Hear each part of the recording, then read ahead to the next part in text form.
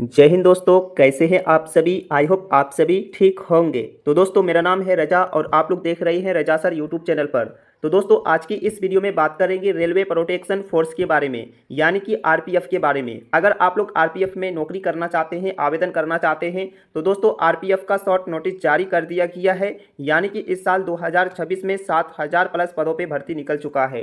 तो दोस्तों, आरपीएफ में कौन कौन आवेदन कर सकते हैं, योग्यता क्या होना चाहिए। अगर आप लोग 10वीं पास, 12वीं पास, ग्रेजुएट पास किए हुए हैं तो आप लोग इस पद में एलिजिबल है, आप लोग आवेदन कर सकते हैं। तो दोस्तों, एज लिमिट क्या होना चाहिए, तो मिनिमम एज 18 वर्ष, मैक्सिमम एज 30 वर्ष, यानी कि 18 से लेकर के 30 एज वाले जो है इस वैकेंसी में एलिजिबल है। और इस वैकेंसी में 120 नंबर का एग्जाम होने वाला है। क्वालिफिकेशन के लिए 35% से लेकर के 40% वालों का सिलेक्शन होगा। और इस वैकेंसी में सैलरी जो देखने को मिलेंगे 45,000 पर मंथ सैलरी देखने को मिलेंगे। और ये जॉब जो है ऑल इंडिया है। अगर आप लोग इंडिया के नागरिक हैं, आप लोग किसी भी स्टेट से हैं, किसी भी डिस्ट्रिक्ट से हैं, महिला पुरुष हैं, आप लोग इस वैकेंसी में एलिजिबल है, आप लोग आवेदन कर सकते हैं। तो दोस्तों, आरपीएफ में सिलेक्शन प्रोसेस क्या रहने वाला है, नोटिफिकेशन कब जारी होगा, आवेदन कब से कब तक चलने वाला है, और इस वैकेंसी में कौन कौन से दस्तावेज एलिजिबल रहने वाला है। तो दोस्तों, इस वीडियो में जो भी जानकारी देने वाले हैं ऑफिशियल शॉर्ट नोटिस के बेसिक पे जानकारी देने वाले हैं। अगर आप लोग इस साल 2026 में रेलवे प्रोटेक्शन फोर्स के लिए नौकरी करना चाहते हैं, आवेदन करना चाहते हैं, तो दोस्तों इस वीडियो को शुरू से लेकर के अंत तक जरूर देख लीजिएगा, क्योंकि इस वीडियो में ए टू जेड जानकारी देखने को मिलेंगे। तो दोस्तों, आप लोग देख सकते हैं रेलवे प्रोटेक्शन फोर्स रिक्रूटमेंट 2026, यानी कि इस साल 2026 में रेलवे प्रोटेक्शन फोर्स का शॉर्ट नोटिस जारी कर दिया गया है। और ये वैकेंसी जो है आरपीएफ का वैकेंसी है।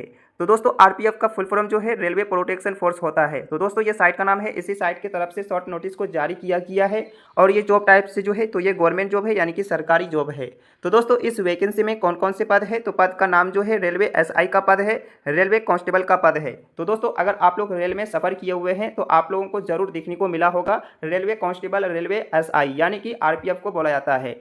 तो दोस्तों, अगर आप लोग इस पद में आवेदन करेंगे तो आप लोगों का क्वालिफिकेशन होना चाहिए। अगर आप लोग 10वीं पास, 12वीं पास, ग्रेजुएट पास किए हुए हैं तो आप लोग इस पद में एलिजिबल है, आप लोग आवेदन कर सकते हैं। एज लिमिट क्या होना चाहिए, तो मिनिमम एज 18 वर्ष, मैक्सिमम एज 28 वर्ष, यानी कि 18 से लेकर के 28 एज वाले जो है इस वैकेंसी में एलिजिबल है। उसके बाद गवर्नमेंट के अनुसार जनरल ओबीसी को 3 साल का छूट मिलेंगे, एससी एसटी पीडब्ल्यूडी को 5 साल का छूट मिलेंगे। अगर आप लोग इस कैंडिडेट से हैं, आप लोगों को छूट मिल जाएगा। और इसमें सैलरी जो देखने को मिलेंगे 21,000 से लेकर के 55,000 पर मंथ सैलरी देखने को मिलेंगे। उसके बाद इस वैकेंसी में कुल पद जो है तो इस साल 2026 में 7000 प्लस पद निकल के आ चुका है। और इसका अप्लाई मोड जो है ऑनलाइन है, आपको ऑनलाइन अप्लाई करना होगा। हो कैन अप्लाई, तो ये जॉब का लोकेशन ऑल इंडिया है, मेल के साथ फीमेल भी इस पद में आवेदन करेंगे। तो दोस्तों, इस वैकेंसी में एप्लीकेशन फीस कितना है, अगर आप लोग जनरल ओबीसी कैंडिडेट से आते हैं तो इसमें आपको 500 रुपया फीस लगेगा। और एससी एसटी पीडब्ल्यूडी वाले हैं तो इसमें आपको 250 रुपया फीस लगेगा। और इसका पेमेंट मोड जो है ऑनलाइन है। जैसे आप लोग घर बैठे मोबाइल के द्वारा आवेदन करेंगे तो आपको पे भी ऑनलाइन करना होगा। तो ऑनलाइन पे कैसे करेंगे, तो इसमें सुविधा है net banking, credit card, ATM card के द्वारा पे होने वाला है। तो दोस्तों, इस वैकेंसी में सिलेक्शन प्रोसेस जो रहने वाला है तो इसमें सीबीटी टेस्ट यानी कि एग्जाम टेस्ट होगा। तो एग्जाम टेस्ट जो होगा 120 मार्क्स का एग्जाम होगा। क्वालिफिकेशन जो रहेगा 30% से लेकर के 40% का जो है यहाँ पे सिलेक्शन होने का चांस रहेगा।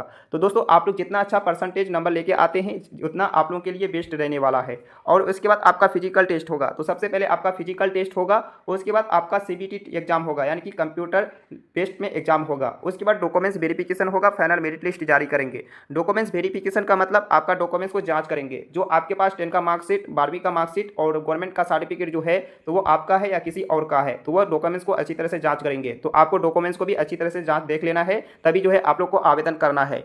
तो दोस्तों, इंपॉर्टेंट एग्जाम पैटर्न, तो यहाँ पे आप लोग देख लीजिए पहले एग्जाम पैटर्न। तो एग्जाम पैटर्न जो है यहाँ पे कहाँ से सवाल पूछे जाएंगे, तो जनरल एविडेंस से सवाल पूछे जाएंगे, 50 सवाल पूछे जाएंगे। उसके बाद 50 मिनट आपको समय मिलेगा। उसके बाद बताया गया है कि न्यूमेरिकल एबिलिटी में सवाल पूछे जाएंगे, तो 35 सवाल पूछे जाएंगे और 35 मार्क्स यानी कि 35 मिनट यानी कि 35 मार्क्स मिलेंगे। उसके बाद जनरल इंटेलिजेंस रीजनिंग से सवाल देखने को मिलेंगे 35, उसके बाद 35 मार्क्स मिलेंगे। कुल सवाल जो है 120 सवाल है और 120 मार्क्स मिलेंगे। तो इसमें समय आपको मिलेगा 90 मिनट का समय मिलेगा। 90 मिनट में आपको 120 सवाल को सोल्व करना है, तभी जो है आपको 120 मार्क्स मिलेगा। और इसमें नेगेटिव मार्क्स दिखने को नहीं मिलेगा। बाकी इसमें हाई लेवल का कंपटीशन होगा। तो दोस्तों, आप लोगों को अच्छी तरह से मेहनत से तैयारी करना होगा। अगर आप लोग तैयारी करना चाहते हैं और आप लोगों के मन में सवाल होगा कि तैयारी कौन सा बुक से करें, कौन सा टीचर से तैयारी करें, तो आप लोग अगर ऑनलाइन तैयारी करना चाहते हैं तो दोस्तों आपको यूट्यूब में ढेर सारे टीचर मिल जाएगा, आप लोग जाकर के तैयारी कर सकते हैं। बाकी हम बुक के बारे में बता सकते हैं। तो बुक जो है मेंशन कहाँ पे किए हुए हैं, तो वीडियो के डिस्क्रिप्शन में हम बुक मेंशन कर देंगे। आप लोग बुक को परचेस करके तैयारी कर सकते हैं। तो जनरल अवेयरेंस का बुक जो है वीडियो के डिस्क्रिप्शन मेंशन किए हुए हैं। उसके बाद न्यूमेरिकल एबिलिटी, उसके बाद जनरल इंटेलिजेंस रीजनिंग का बुक, तो ये जो है मेंशन किए हुए हैं वीडियो के डिस्क्रिप्शन में। आप लोग वीडियो के डिस्क्रिप्शन में जाइए, उसके बाद आप लोग बुक को परचेस करके तैयारी कर सकते हैं। तो वहाँ पे आप लोगों को हम लगभग 10 से 12 बुक जो है मेंशन कर देंगे, आप लोग चाहे तो परचेस करके तैयारी कर सकते हैं। तो दोस्तों इसमें फिजिकल टेस्ट भी होने वाला है। तो फिजिकल टेस्ट जो होगा तो सबसे पहले आप लोगों का हाइट होगा, यानी कि हाइट का टेस्ट होगा। तो पहले आप लोग हाइट का टेस्ट देख लीजिए। तो जैसे कि अगर आप लोग जनरल ओबीसी कैंडिडेट से आते हैं और आप अगर मेल कैंडिडेट से हैं तो 165 सेंटीमीटर होना चाहिए। उसके बाद आपका चेस्ट का टेस्ट होगा। अगर आप लोग मेल कैंडिडेट से हैं तो आपका यहाँ पे नॉर्मल में 80 होना चाहिए और फुला करके 85 सेंटीमीटर होना चाहिए चेस्ट, यानी कि छाती का टेस्ट होगा। उसके बाद अगर आप लोग फीमेल कैंडिडेट से हैं तो 157 सेंटीमीटर आपका हाइट होगा।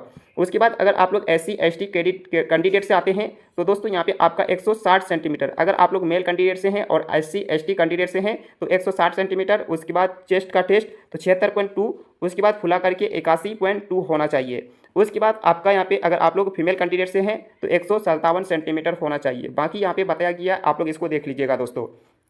उसके बाद इसमें रनिंग होगा, यानी कि रनिंग का टेस्ट होगा। तो रनिंग क्या होगा तो दोस्तों यहाँ पे आप लोग अगर मेल कैंडिडेट से हैं तो मेल कैंडिडेट के लिए 100 यानी कि 1600 मीटर का रनिंग होगा। कितना मिनट में? 5 मिनट 45 सेकंड में। 5 मिनट 45 सेकंड में 1600 मीटर का रनिंग होगा, आपको रनिंग करना होगा। उसके बाद फीमेल कैंडिडेट के लिए 800 मीटर का रनिंग होगा, समय मिलेगा 3 मिनट 40 सेकंड टाइम मिलेगा, यानी कि 3 मिनट 40 सेकंड में आपको 800 मीटर को रनिंग करना है। अगर आप लोग 3 मिनट 41 42 45 अगर आप लोग 4 मिनट में सॉल्व करते हैं तो आपको वहाँ पे आपको रिजेक्ट कर देंगे। तो आप लोग को अच्छी तरह से मेहनत करना होगा फिजिकल टेस्ट के लिए। तो दोस्तों अगर आप लोग RPF के लिए नौकरी करना चाहते हैं तो आप लोग अच्छी तरह से तैयारी कीजिए फिजिकल टेस्ट, क्योंकि यहाँ पे फिजिकल टेस्ट भी हाई लेवल का होने वाला है। अगर आप लोग मेल कैंडिडेट से हैं दोस्तों, अगर आप यहाँ पे 5 मिनट 46 या 47 सेकंड में अगर आप लोग 1600 मीटर को रनिंग करते हैं तो आपको रिजेक्ट कर देंगे। तो इसलिए आपको यहाँ पे क्या करना है, 5 मिनट 40 सेकंड में आपको मतलब सॉल्व करना है 1600 मीटर को। अगर आप लोग 45 सेकंड में भी करेंगे तो आपका सिलेक्शन हो जाएगा, और वही आपका अगर 40 सेकंड में अगर आप लोग सॉल्व करते हैं तो दोस्तों आपको रिजेक्ट कर देंगे। तो इसलिए यहाँ पे हाई लेवल का टेस्ट होने वाला है फिजिकल टेस्ट। उसके बाद यहाँ पे लॉन्ग जंप होगा। तो लॉन्ग जंप क्या होगा तो अगर आप लोग मेल कैंडिडेट से हैं तो यहाँ पे 14 फीट का लॉन्ग जंप होगा, यानी कि लंबाई होगा। लंबाई का आपको लॉन्ग जंप बोला जाता है। तो इसमें आपको 2 चांस मिलेंगे मेल कैंडिडेट के लिए, और फीमेल कैंडिडेट के लिए 9 फीट है और 2 चांस मिलेंगे।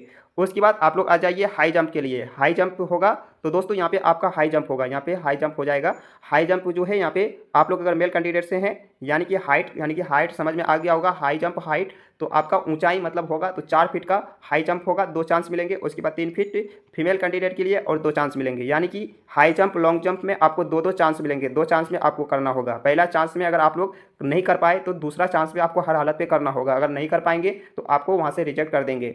उसके बाद आप लोगों के पास दस्तावेज होना चाहिए। तो दोस्तों आपके पास कौन कौन से दस्तावेज होना चाहिए तो आप लोग देख लीजिए, क्योंकि आप लोग अगर आवेदन करना चाहते हैं तो दोस्तों आपके पास अगर दस्तावेज अगर सही नहीं होगा, जैसे आप लोग एग्जाम भी दे देंगे, फिजिकल टेस्ट भी दे देंगे, उसके बाद आपका अगर डॉक्यूमेंट्स वेरिफिकेशन करते समय फॉर्म यानी कि अगर आपका फॉर्म रिजेक्ट हो जाते हैं डॉक्यूमेंट्स के कारण तो फिर आपको बहुत ज़्यादा परेशानी होगा, आपको टेंशन हो जाएगा। तो इसलिए आपको अच्छी तरह से दस्तावेज को देख लेना है। तो आपके पास होना चाहिए पासपोर्ट साइज फोटोग्राफ, आपके पास नया पासपोर्ट साइज फोटोग्राफ होना चाहिए। अगर आप लोग ज़्यादा पुराना देंगे 2 महीना 3 महीना हो सकता है कि आपका फॉर्म को रिजेक्ट कर दे फोटो के कारण। तो आपको फोटो ज़्यादा पुराना नहीं होना चाहिए, फोटो बनाने में ज़्यादा समय नहीं लगता है, तुरंत जो है बन जाता है। उसके बाद फुल सिग्नेचर होना चाहिए। उसके बाद कोई भी एक्सपीरियंस नहीं है, कोई टेंशन लेने की कोई ज़रूरत नहीं है। उसके बाद एक गवर्नमेंट डॉक्यूमेंट जैसे कि Aadhaar card, PAN card, passport, voter ID, ये चारों जो है गवर्नमेंट डॉक्यूमेंट्स है।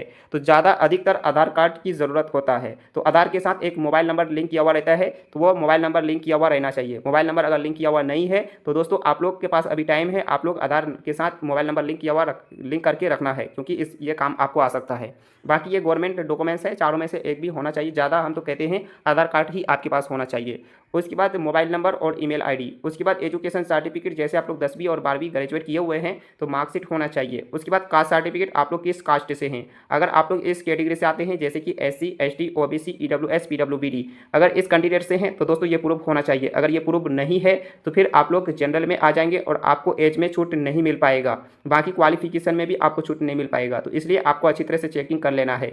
उसके बाद डोमिसाइल सर्टिफिकेट, जैसे कि आप लोग कहाँ के निवासी हैं, आप लोग गाँव से हैं या आप लोग किसी भी शहर से हैं, तो दोस्तों निवासी प्रूफ बनते हैं, ये निवासी प्रूफ आपके पास होना चाहिए। अगर ये निवासी प्रूफ नहीं है तो फिर आपका फॉर्म डायरेक्ट रिजेक्ट कर देंगे। तो ये निवासी प्रूफ बनवा लीजिएगा। ये निवासी प्रूफ कहाँ से बनते हैं, तो ब्लॉक के द्वारा बनते हैं, आरटीओ के द्वारा बनते हैं। तो ये निवासी प्रूफ बनवा लीजिएगा। उसके बाद एज प्रूफ यानी कि जन्म प्रमाण पत्र। अगर आपके पास जन्म प्रमाण पत्र नहीं है तो 10 का मार्कशीट है, आपके पास एज प्रूफ में मान्यता दे दिया गया 10 का मार्कशीट में।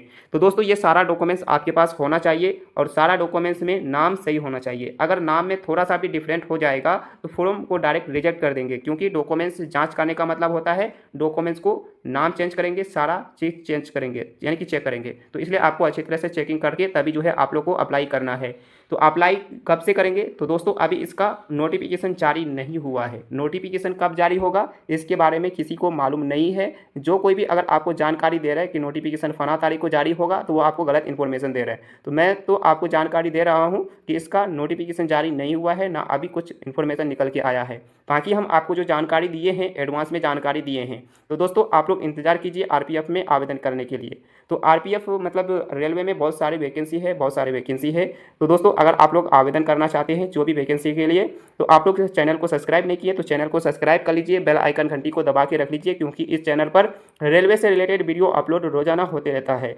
या कोई भी अपडेट निकल के आते हैं तो तुरंत वीडियो बना करके हम अपलोड करते हैं। अगर आप लोग किसी भी वैकेंसी में नौकरी करना चाहते हैं तो इस चैनल पर रोजाना वैकेंसी से रिलेटेड वीडियो अपलोड होते रहता है।